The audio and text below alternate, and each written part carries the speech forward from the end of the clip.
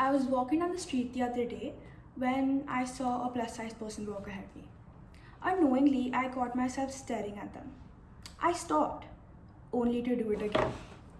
Now, imagine yourself in their position.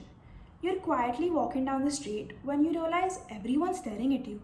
You can't figure out as to why you're attracting so much attention while you just walk down the street.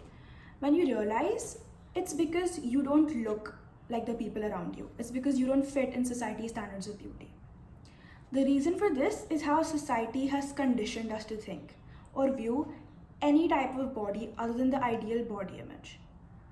This makes our judgment clouded, and we tend to look down on anyone that doesn't fit this ideal body image. As I was trying to gather points for my talk, I decided to conduct a survey. I asked several people questions, and the first question was, which is your ideal body type? I got several answers from everyone, but the answer that shocked me the most was any body that isn't mine.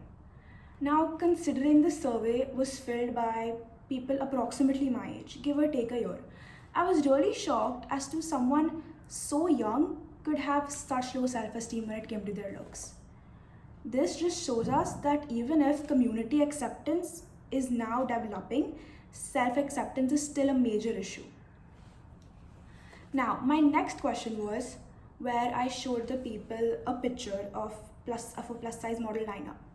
And I asked them for their first unfiltered thought and their second or filtered thought with a bit more consideration. The first thought shows us the person's mindset, which has been embedded in their heads since they're a child, because it shows us what they think or what society thinks. Whereas the second thought is their own individual thought, their own individual ideas. The replies I got for the first thought were mainly negative, which shows us that there is still a huge mental block where people don't accept any other body other than the ideal body image. Whereas the second thought was a little more positive, which shows us that there is hope. Now, only if the second thought became the first thought or the reflex reaction. Now, I know I've come up with a whole new perspective and thought process related to this topic, which you might ask, does it even make sense? But is there any other reason to justify this mental block that has been built over decades? You hear people say, crack jokes about the Instagram trends which say normalize normal bodies, saying how can you normalize something that's already normal? Well, I can say for a fact that people don't want anything less than perfect. And if they cannot accept diversity as society is normal, our society itself is nowhere near perfect. Our society can only grow if we, as Gen Z, condition our minds and everyone else's minds to become accepting and open-minded, and let everyone flourish themselves without feeling the need to put ourselves or someone else down, which the earlier generations failed to do.